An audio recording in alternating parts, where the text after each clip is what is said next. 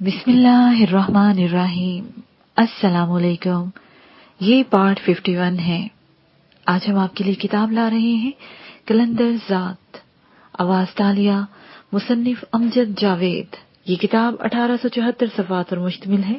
تو آئیے سنتے ہیں پارٹ نمبر 51، صفحہ نمبر 471 سے۔ تم اپنی سمسیا مجھے بتاؤ، میں یہی اپائے کر دیتا ہوں۔ نہیں دیا رام جی، آپ کو میرے ساتھ تو جانا ہی ہوگا، ورنہ بات نہیں بنے گی۔ یہ میرا وعدہ ہے کہ آپ کو کچھ نہیں ہوگا، کیونکہ آپ اس میں قصوروار نہیں ہیں۔ تو پھر قصوروار کون ہے؟ اس نے پوچھا۔ ہمارے پاس وقت بہت کم ہے دیا رام جی، ان بموں کا ریموٹ کنٹرول باہر بھی ہے۔ مجھے زیادہ وقت ہو گیا تو یہ، اس نے اپنی آواز کو سرد بناتے ہوئے کہا، تو پھر وہ پھر سے لرز گیا۔ اس دوران میں نے اس کے دونوں ہاتھوں کو مزید مضبوطی سے پکڑ لیا۔ ٹھیک ہے، میں چلتا ہوں، اس نے کہا، تو میں نے اسے سہارا دے کر اٹھا لیا۔ وہ ہولے ہولے کانپ رہا تھا۔ میں نے اس کا ہاتھ اپنی گردن پر رکھا اور اپنا ہاتھ اس کے بغل میں دے کر چل پڑا۔ دروازے پر سیکیورٹی والے حیران تھے کہ دیا رام کو کیا ہو گیا ہے۔ انہوں نے آگے بڑھنا چاہا تو اس نے دور ہی سے منع کر دیا۔ وہ آہستہ آہستہ میرے ساتھ چلتا چلا گیا۔ یہ تو ہو ہی نہیں سکتا تھا کہ خلاف معمول کاروائی سے وہاں ہلچل نہ مچے۔ آشرم میں ایک دم سے تیزی آ گئی۔ وانیتا نے مجھے دیکھ لیا تھا اور وہ فون کے علاوہ اشاروں سے اپنے بندوں کو ہدایات دے رہی تھی۔ ہم کمرے سے نکل کر ہال میں آئے اور وہاں سے برآمدے میں۔ تب تک ایک 4 وہیل جیپ ہمارے سامنے آ کر رک گئی۔ دروازہ کھلا اور میں دیا رام کو ساتھ لے کر اس میں بیٹھ گیا۔ اسٹیئرنگ پر بھاری مونچھوں والا ایک شخص بیٹھا ہوا تھا۔ ہمارے بیٹھتے ہی اس نے گاڑی آگے بڑھا دی۔ آشرم میں بہت سارے لوگ ہمارے پیچھے بھاگے۔ جب تک ہم فوارے کے راؤنڈ اباؤٹ تک آئے، اس وقت تک کئی گاڑیاں ہمارے تعاقب میں چل پڑی تھی۔ بلا شبہ ان میں سے کچھ ہمارے لوگ تھے اور کچھ آشرم والوں کے۔ جیسے ہی ہم گیٹ سے نکل کر مین روڈ پر آئے تو وانیتا نے فون پر کسی کو ہدایات دیتے ہوئے کہا، اپنے لوگوں سے کہو گاڑیاں پیچھے لے جائیں۔ اس کے چند منٹوں بعد کئی گاڑیاں پیچھے رہ گئیں۔ 3 یا 4 گاڑیاں تھی جو ہمارے تعاقب میں بڑھتی ہی چلی جا رہی تھی۔ وانیتا نے سن روف کھولا اور گن باہر نکال کر فائرنگ کرنا شروع کر دی۔ اچانک ہی 2 گاڑیاں ایک دوسرے سے ٹکراتے ہوئے سڑک پر الٹ گئیں۔ کچھ دیر کے بعد وہ کہیں بھی دکھائی نہیں دے رہے تھے۔ میں نے دیا رام کی آنکھوں پر پٹی باندھ دی۔ امرتسر سے باہر ہی ہم ترن تارن روڈ پر نکل گئے۔ ہمارے سفر کا اختتام پھر اسی فارم ہاؤس پر ہوا جہاں گزشتہ رات سے ہم رہ رہے تھے۔ وہی جنگل کا ماحول، جھونپڑیاں، ایک چھوٹی سی ندی، درخت اور ہو کا عالم تھا۔ وانیتا اور میں دیا رام کو لے کر ایک جھونپڑی میں آ گئے۔ میں نے اپنی جیکٹ جیپ میں ہی چھوڑ دی تھی، اس لیے جب آنکھوں سے پٹی اتارنے پر اس نے مجھے جیکٹ کے بغیر دیکھا تو ایک سکون کا سانس لیا۔ ادھر بیٹھے دیا رام جی، ادھر، میں نے گھاس پھوس پر ایک چادر بچھاتے ہوئے کہا جو میں اپنے ساتھ لے آیا تھا۔ وہ بیٹھ گیا تو میں نے اس کے حیرت زدہ سوالیہ چہرے پر دیکھتے ہوئے کہا، آپ پریشان نہ ہو، آپ نے ہماری بات مانی، ہم آپ کو کوئی زحمت نہیں دیں گے۔ بات کیا ہے؟ اس نے کافی حد تک اعتماد سے کہا تو میں بولا، بات یہ ہے دیا رام جی، آپ کے پرکاش اور دیپیکا نے ہمارے ساتھ بے ایمانی کی، اور وہ بھی 2 کروڑ کی۔ 3 کروڑ بھی ہم نے دینا تھا۔ ایسا کیا کیا انہوں نے؟ اسے حیرت سے پوچھا۔ میرے باس کی ان سے ڈیل ہوئی تھی کہ 10 پنجابی لڑکیاں دبئی پہنچانی ہیں۔ اس نے حامی بھر لی۔ 1 کروڑ اس نے لے لیا۔ 2 کروڑ اس نے اس وقت لیا جب لڑکیاں امرتسر میں لے آیا اور ہمارے بندوں کے حوالے کرنے کو کہا۔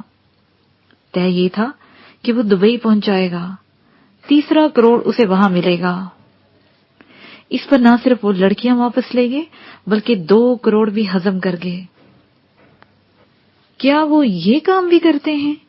दयाराम जी ने हैरत से पूछा तो बानीता ने तंजिया अंदाज में कहा, ऐसे ना करो स्वामी जी, सब कुछ आपकी आशीर्वाद से होता है। हमने अगर आपसे अच्छा सलूक किया है तो इसका मतलब ये नहीं कि तुम हमें बेवकूफ बनाओ। सीधे रहोगे तो हम भी सीधे रहेंगे। ये धमकी कारगर साबित हुई और दयाराम सहम गया। मैं इसके रवैये पर खुद हैरान था। वो अदाकारी कर रहा था या वक्तन हौसला था, वरना उसके बारे में यही मालूमात थी कि वो हिप्नोटाइज का माहिर है। योग, संन्यास और योगा तो वो जानता ही था। मैंने कई बार उसकी आंखों में आंखें डाली थी, मगर मुझे तो कुछ भी महसूस नहीं हुआ था। मैंने भी उसे अपनी जान मतवजा करते हुए कहा, दयाराम जी, आप तो हिप्नोटाइज के माहिर हैं, ट्रांस में ले ले मुझे। और मैंने जानबूझकर अपनी बात अधूरी छोड़ दी। तब वो चंद लम्हे मेरी तरफ देखते रहने के बाद बोला, अब नहीं होता यार, शराब और औरत ने ये सारी सलाहियतें छीन ली हैं। मैंने तो अपने इर्द गिर्द बड़ा हिसार बनाया था, लेकिन तुम मुझे वहां से भी निकाल लाए। सीधे लाइन पर आओ दयाराम, वनीता ने तलही से कहा तो वो नर्म लहजे में बोला, क्या चाहत हो अब तुम? जाहिर है 2 करोड़ रुपए वापस और जुर्माने में वही 10 लड़कियां और बस। मैंने सुकून से कहा, इसे वक्त भी बताओ। सिर्फ 2 घंटे के अंदर अंदर। वानिता तेज लहजे में बोली, फिर अपना फोन निकालकर उस पर नंबर मिलाए और सिर्फ इतना कहकर वो खामोश हो गई। प्रकाश या दीपिका से बात कराओ, ध्यान रखना वो हमारा फोन न ट्रेस कर ले। ये कहकर उसने फोन बंद कर दिया। असल में ये सिर्फ दयाराम को बताया गया था, वरना ये तय था कि प्रकाश को फोन लंदन से आना था, जिसके कॉन्फ्रेंस पर वानिता ने बात करना थी। इस तरह पकड़े जाने का इम्कान नहीं था। ज्यादा वक्त नहीं गुजरा था कि वानिता का फोन बज उठा। उसने आवाज सुनी और फोन मुझे दे दिया। प्रकाश बात कर रहा हूँ, कौन हो तुम? क्या तुम दयाराम जी से बात करना चाहोगे? मैंने ठहरे हुए लहजे में कहा और स्पीकर ऑन कर दिया। ओ, तो क्या ये तुम हो? अगर इन्हें कुछ हो गया तो मैं कुत्ते की तरह भौंकना बंद करो और सिर्फ मेरी सुनो। मैंने बात काटते हुए कहा और फोन दयाराम की जानिब बढ़ा दिया और उसे इशारा किया। तभी वो बोला, प्रकाश, ये मैं क्या सुन रहा हूँ? तुमने बाहर ही बाहर इनसे 2 करोड़ खा लिए। ऐसा कुछ नहीं है बापू, मेरी कोई डील नहीं हुई किसी से। ये सब झूठ बोल रहे हैं। तुम्हें कैसे पता कि ये किसी डील के 2 करोड़ थे? दयाराम ने अचानक कहा। बापू, आखिर किसी डील के ही 2 करोड़ मिलते थे, कोई मुफ्त में थोड़ी ये देने लगा है। बस तुम मुझे ये बताओ, इन्होंने कोई बदतमीजी तो नहीं की? मैं पूरे अमृतसर को आग लगा दूंगा अगर। मैंने कहा ना, कुत्ते की तरह मत भौंक, मैंने सर्द लहजे में कहा। तो वो एकदम से खामोश हो गया। दयाराम ने कहा, इन्होंने मुझे बड़े एहतराम से रखा है। अब तुम सुनो, इनके 2 करोड़ रुपए और 10 लड़कियां पंजाबी वाली, वो इनके हवाले करो सिर्फ 2 घंटों में। बापू, ये आप क्या कह रहे हो? मैं लड़कियां कहां से लाऊं? उसने कहा। तो मैं बोला, सुन प्रकाश, दयाराम जी से अगर तुम दोबारा मिलना चाहते हो तो जैसा हम कहते हैं वैसा करो, सिर्फ 2 घंटे। मेरे यूं कहने पर वो चंद लम्हे खामोश रहा, फिर हंसते हुए बोला, तो फिर तुम मार ही दो इस बुड्ढे को, अब ये हमारे काम का नहीं रहा। क्या करनी है दौलत इसने? मेरे ख्याल में अब तुम्हें इसे मार ही देना चाहिए। अच्छा हुआ तुम लोग इसे ले गए हो। अब दोबारा मुझे फोन नहीं करना, कुछ नहीं मिलने वाला यहां से। प्रकाश, ये तुम कह रहे हो मेरे बारे में? दयाराम ने चौंकते हुए कहा, इस तरह हैरत से कहा जैसे उसे बहुत दुख हुआ हो। हाँ, तुम्हारे बारे में ही कह रहा हूँ बुड्ढे। मेरे ख्याल में तूने बहुत अय्याशियां कर ली हैं, अब तुम्हें मर जाना चाहिए। भगवान तुम्हें स्वर्ग दे। ये कहकर उसने फोन बंद कर दिया। लो जी दयाराम जी, آپ کا تو अंतम संसार कर दी, अब बोलो हम क्या करें। मैंने तंजिया अंदाज में कहा तो वो बोला, धीरज रखो और मुझे विचार करने दो। दयाराम ने कहा तो वनीता ने हंसते हुए कहा, मैंने विचार कर लिया है, अब ये दोनों ड्रामा करेंगे, लेकिन इन्हें ये नहीं मालूम कि वो आश्रम जो इनकी सल्तनत बना हुआ था उसमें पुलिस और खुफिया के लोग भी जा सकते हैं। हॉस्टल में मौजूद लड़कियां जिनकी ताजा खपत मालीर कोटला से आनी है वो अभी तक वहीं मौजूद है। 2 घंटों में से 5 मिनट गुजर चुके हैं महाराज। दीपिका को फोन हो सकता है? दयाराम ने पूछा। इस बार उसके लहजे में गहरी संजीदगी थी। वो भी ड्रामा करेगी, मैं जानती हूँ, तुम बात तो कराओ, उसने वजिद होकर कहा। तो वानिता ने नंबर मिलाए। फिर कुछ देर बाद कॉल आ गई। बापू तुम ठीक तो हो ना? दीपिका की आवाज उभरी। ये प्रकाश क्या पागलपन कर रहा है मेरे मरने के बारे में? तो ठीक ही कहा है ना बापू, अब तुमने कितना जीना है, उसने हंसते हुए कहा। तो वानिता ने गुस्से में कहा, अरे बंदरिया ज्यादा ड्रामे न कर, 1 घंटा 40 मिनट है तुम लोगों के पास, उसके बाद इस बुड्ढे की वीडियो मैं चैनल को दे दूंगी जिसमें ये तुम दोनों के बारे में वो सारी बकवास करेगा जो हम इसे करने के लिए कहेंगे। मरकजी ख्याल यही होगा कि तुम लोगों के जराइम से तंग आकर उसने रोपोशी इख्तियार की। 1 घंटा 38 मिनट, ये कहते हुए उसने फोन बंद कर दिया और फिर मेरी तरफ देख के बोली, दिलजीत अब ज्यादा वक्त नहीं देना इन लोगों को, बयान रिकॉर्ड करो इसका और हर चैनल पर भेज दो। इसके यूं कहने पर दयाराम ने सर यूं झुका लिया जैसे वो हार गया हो। फिर जब वो बोला तो उसका लहजा भी उसका साथ नहीं दे रहा था। तुम लोग इसे ड्रामा मत समझो, मैं इतनी आसानी से तुम लोगों के साथ आ ही इसीलिए गया हूं कि इन दोनों को सामने ला सकूं। तुम लोगों ने जो कुछ भी करना है वो भी मुझसे कहलवाना है, वो मैं कहने को तैयार हूं। अब इन दोनों से मुझे अपना अशर्म शुद्ध चाहिए। वो तो हमने करना ही है दयाराम जी, आप आराम करो, थोड़ी देर बाद तुम्हें तकलीफ देते हैं, वानिता ने कहा और अपना सेल फोन लेकर बाहर निकल गई। जाते जाते वो मुझे भी बाहर आने का इशारा कर गई। मैंने चंद लम्हे यूं ही इंतजार किया और उसके पीछे झोंपड़ी से बाहर आ गया। वो मुझे देखते ही सरगोशी में बोली, क्या ख्याल है, ड्रामा है या हकीकत? क्या वो लोग इस दयाराम से जान छुड़ाना चाहते हैं? कुछ भी है, मकसद तो प्रकाश और दीपिका को खत्म करना है, तो वो हो जाते हैं। मैंने तहम्मुल से कहा, वो कैसे?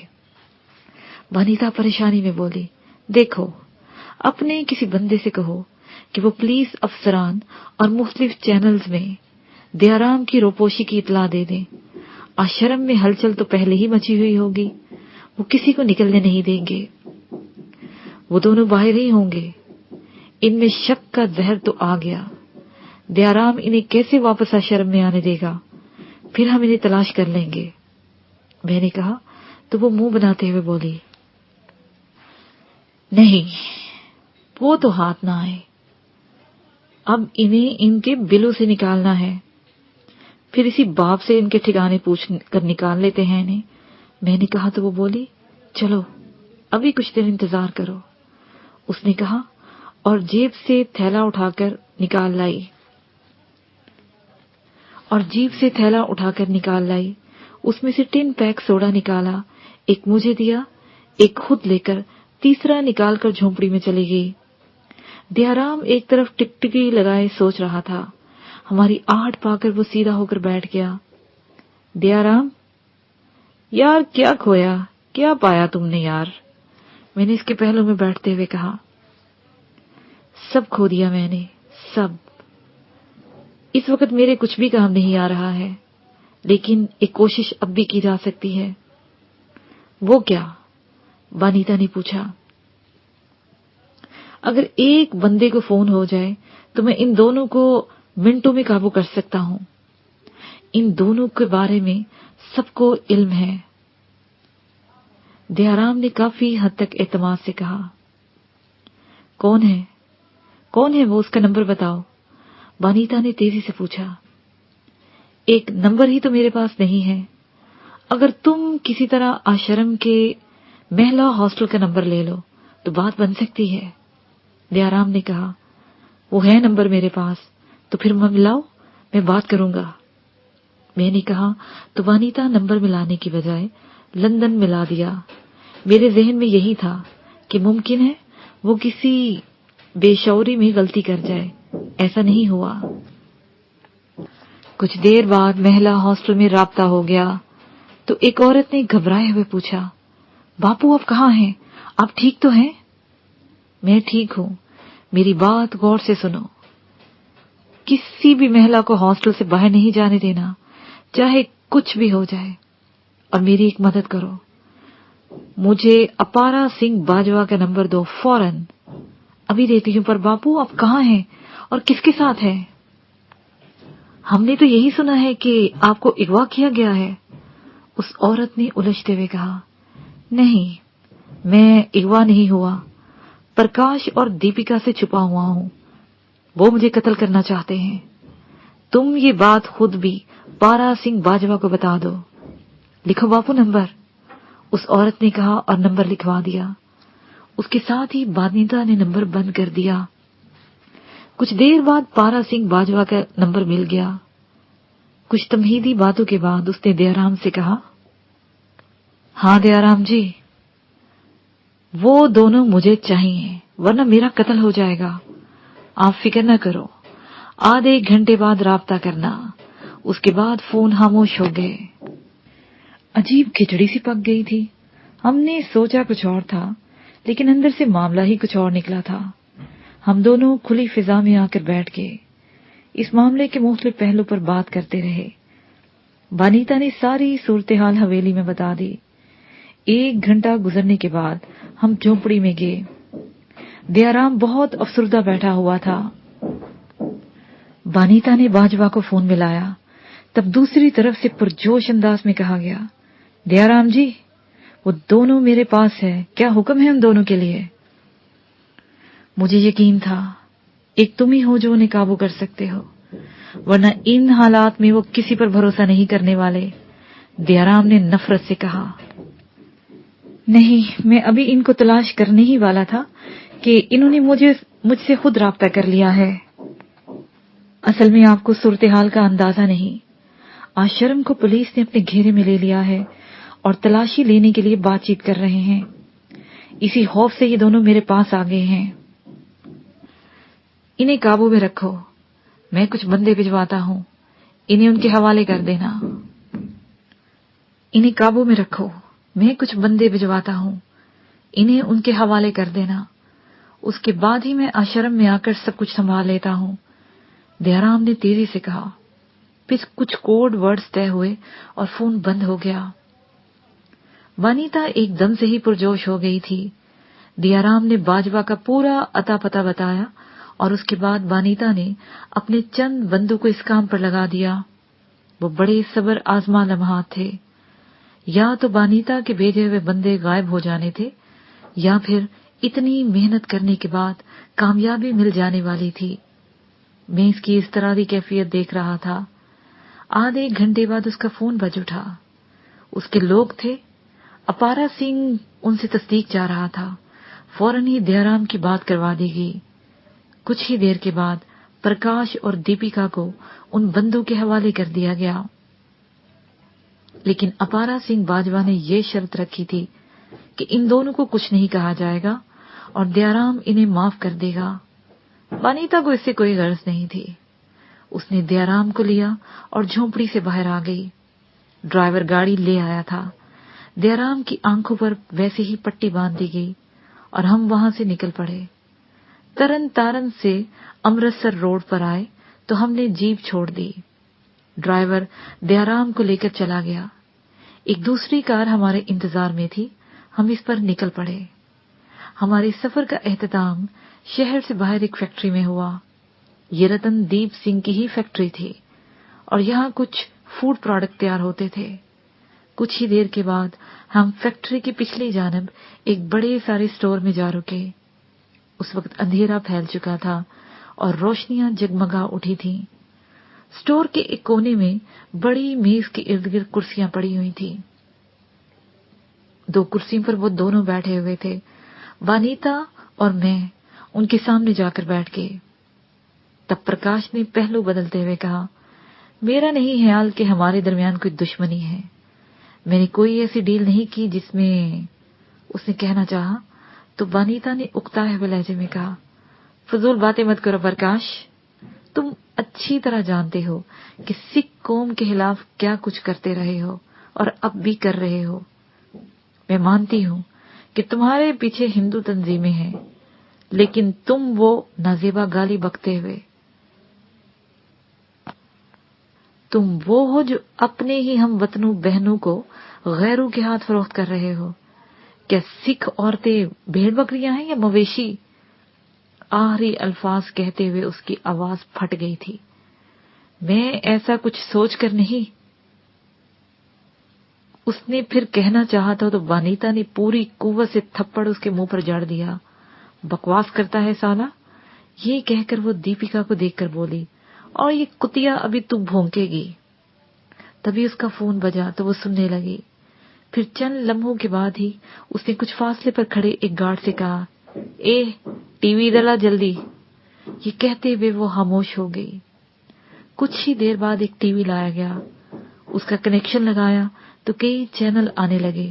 وہ ایک پر رک گئی جہاں پر دیا رام پریس کو اپنا بیان دے رہا تھا۔ وہ لوگن میرے سیوک تھے، پرنتو معلوم نہیں تھا کہ وہ آشرم میں اندر ہی اندر بھیانک کام میں ملوث تھے۔ مجھے معلوم ہوا تو میں نے انہیں روکا۔ وہ میری جان کو آ گئے، مجھے مارنے کی دھمکیاں دینے لگے۔ انہوں نے مجھے یہاں سے یرغمال بنا لیا تھا۔ پھر میں نے کچھ لوگوں سے مدد لی، اب وہ فرار ہو چکے ہیں۔ پولیس سے بنتی ہے کہ وہ انہیں جلد از جلد گرفتار کر لے۔ پنجاب کے مختلف علاقوں کی مہلائیں یہاں قید تھیں، وہ ابھی پولیس کے حوالے کی ہیں، ابھی ان کے جرم سامنے آ رہے ہیں۔ لو، تم لوگوں کا کام تو کر دیا دیا رام جی نے، میں نے طنزیہ انداز میں کہا تو وہ دونوں حیرت سے ٹی وی کو دیکھنے لگے جیسے کوئی انہونی ہو گئی ہو۔ پھر دیپیکا غراتے ہوئے بولی، یہ دیا رام، اس نے یہ خود بڑا مجرم ہے سالا، اور ہمیں مجرم کہہ رہا ہے۔ دیکھو، اگر تم لوگ زندہ رہنا چاہتے ہو تو اپنا پورا نیٹ ورک تفصیل سے بتا دو، کون کون اس کے پیچھے ہے۔ تم دونوں کو بتانا ہوگا، آرام سے بتا دو تو ٹھیک، ورنہ وانیتا نے کہا تو پرکاش نے ایک دم غصے سے کہا، میں جانتا ہوں کہ تم لوگ ہمیں زندہ چھوڑنے والے نہیں اور نہ ہی ہمیں پولیس کے حوالے کرو گے، تو پھر دوسروں کو بتانے کا فائدہ؟ مار دو۔ اس نے کہا ہی تھا کہ میں نے اسے کالر سے پکڑ کر اٹھایا اور پوری قوت سے گھونسا اس کے منہ پر دے مارا۔ اس نے مجھے پکڑ لیا اور میرے ساتھ گتھم گتھا ہو گیا۔ وہ بہترین فائٹر تھا اور میرے ساتھ زور آزمائی پر اتر آیا تھا۔ اس نے اپنا گھٹنا میرے پیٹ میں مارا جس سے درد کی شدید لہر میرے اندر اتر گئی۔ اس وقت میں نے اسے ذرا سی ڈھیل دے دی کہ وہ کرنا کیا چاہتا ہے۔ چند ہی لمحوں میں اس کا بازو میری گردن میں تھا، دوسرے ہاتھ سے اس نے میری کلائی پکڑی ہوئی تھی۔ وانیتا حیرت سے میری طرف دیکھ رہی تھی۔ تبھی پرکاش بولا، ہلنا مت ورنہ ایک جھٹکے سے تیری گردن ٹوٹ جائے گی۔ اسی لمحے دیپیکا اٹھ کھڑی ہوئی اور اس نے میرے پیٹ میں گھونسا مارتے ہوئے نفرت سے کہا، نیٹ ورک کے بارے میں پوچھتا ہے، چل ہمیں باہر لے چل۔ پھر گھوم کر سب دیکھتے ہوئے کہا، اپنی جگہ نہیں چھوڑنی ورنہ یہ جان سے جائے گا۔ میں حیران تھا کہ انہوں نے گرگٹ کی طرح کیسے رنگ بدلا ہے۔ میں نے چند لمحے مزید انہیں دیکھا، پھر مڑنے کی اداکاری کرتے ہوئے اچانک اس کا ہاتھ اپنی گردن سے نکالا اور اس کی دونوں کلائیاں اپنے ہاتھ میں لے کر اس طرح جھٹک دی کہ اس کے منہ سے اذیت ناک کرا نکلی. پھر تیز چیخ کے ساتھ اس کے دونوں ہاتھ لٹک گئے. میں نے دونوں کھڑے ہاتھ اس کی گردن پر مارے تو وہ چکرا پر زمین پر گر پڑا. تب میں نے دیپکا کی طرف دیکھا. وہ ششدر تھی، میری طرف یوں دیکھ رہی تھی جیسے اسے یقین نہ آ رہا ہو. میں اس کی طرف بڑھا تو وانیتا نے تیزی سے کہا، نہیں دلجیت، اسے میں دیکھتی ہوں، تم اسے ہوش میں لا کے ذرا مزید دھلائی کرو. میں نے پرکاش کے پہلو میں ٹھوکر ماری. وہ ہوش میں آ گیا لیکن اسے سدھ بدھ نہیں تھی. میں نے قریب کھڑے سیکورٹی گارڈ کی کرپان نکالی اور اس کی ران میں پیوست کر دی، پھر دوسری ران میں مار دی. وہ ذبح کیے ہوئے جانور کی طرح بلبلانے لگا. تبھی چٹاہ کی آواز کے ساتھ ماحول گونج اٹھا. وانیتا نے دیپکا کو اپنے آگے رکھ لیا تھا. کچھ ہی دیر بعد وہ چیختے ہوئے کہنے لگی، میں بتاتی ہوں. میں نے تب تک پرکاش کے دونوں ہاتھ کاٹ کر دیپکا کے سامنے پھینک دیے. وہ خوف اور حیرت سے پیلی پڑ گئی. رات گئے تک ساری معلومات لے لینے کے بعد ان دونوں کو ایک شاہراہ پر پھینک دینے کے لیے وانیتا نے انہیں وہیں چھوڑ دیا.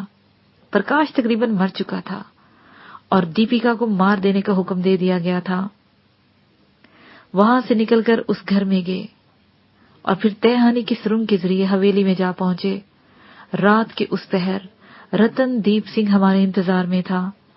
اس نے ہم دونوں کو اپنے گلے لگا لیا، دیر تک اپنے سے چمٹائے رکھا.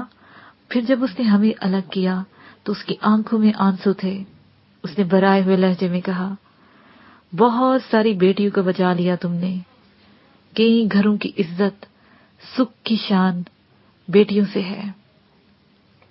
میں احسان مند ہوں تم دونوں کا. مانگ جمال، کیا مانگتا ہے تو مجھ سے؟ یہ کہہ کر اس نے ہم دونوں کو خود سے الگ کر دیا اور میرے چہرے پر دیکھنے لگا تو میں نے مسکراتے ہوئے کہا، آپ کا پیار. میرے یوں کہنے پر اس نے مجھے دوبارہ اپنے سینے سے لگا لیا. پھر روتے ہوئے بولا، تم مجرم نہیں ہے، نہ ہی ہو سکتا ہے. تیرا اندر پاک صاف ہے پتر. میں تیرا احسان نہیں دیکھ سکتا، پوری سکھ قوم نہیں دے سکتی. وہ بے حد جذباتی ہو رہا تھا. کچھ دیر تک وہ اسی حوالے سے بات کرتا رہا. پھر ہمیں آرام کرنے کا کہہ کر وہ اندر کی جانب چلا گیا. میں فریش ہو کر بیڈ پر پھیل کر لیٹا ہوا تھا. مجھ پر اچھی خاصی تھکن سوار تھی. ایسے میں وانیتا شارٹس پہنے اور ہاتھوں میں ٹرے اٹھائے نمودار ہوئی. اس نے ٹرے میرے سامنے رکھا، پھر بولی، دلجیت جی کچھ کھا پی لو، یہ چکن ٹکا ہے اور سوڈا، کھا لو اور پھر سوتے ہیں. میں کھانے لگا. اس وقت رات آدھی سے زیادہ گزر چکی تھی. جب میں لیٹا مجھے معلوم تھا کہ وانیتا کو نیند نہیں آنی، وہ یوں ہی بیٹھی رہے گی، اسی لیے میں پھیل کر سو گیا. وہ صبح کا وقت تھا جب اچانک ہی میری آنکھ کھل گئی. میں نے خواب میں اپنی اماں کو دیکھا تھا. وہ اپنے اسی پرانے مکان کے صحن میں جائے نماز پر بیٹھی تھی. وہی مکان جسے شاہ زیب کے کارندوں نے جلا دیا تھا. لیکن اس وقت خواب میں وہ جلا ہوا نہیں تھا. میں حسب معمول کمرے سے باہر آیا تو ماں نے میری طرف دیکھا. وہ ہمیشہ نگاہ بھر کے دیکھا کرتی تھی اور پھر سے اپنے وظیفے میں مشغول ہو جایا کرتی تھی. لیکن خواب میں انہوں نے تسبیح روک دی اور پھر میری طرف نگاہ بھر کے دیکھتے ہوئے کہا، کہاں تھا تو؟ مجھے دکھائی کیوں نہیں دے رہا تھا تو؟ اماں میں یہی کمرے میں سویا ہوا تھا. میں نے حیرت سے کہا، لیکن میری نگاہ سے تو اوجھل تھا. چل ادھر آ بیٹھ، میں تیرے لیے ناشتہ بناتی ہوں. انہوں نے اٹھتے ہوئے کہا تو میں بولا، ٹھیک ہے اماں، تو ناشتہ بنا، میں ڈیرے سے ہو کر آیا. نہیں تو پھر غائب ہو جائے گا، ناشتہ کر لے پھر چلے جانا. یہ کہتے ہوئے وہ کچن کی طرف چل دی اور میں چارپائی کی جانب بڑھا. تب میری آنکھ کھل گئی. میں ایک دم سے اداس ہو گیا. مجھے اماں شدت سے یاد آنے لگی تھی. اس کے ساتھ ہی یہ پارٹ اپنے اختتام کو پہنچا.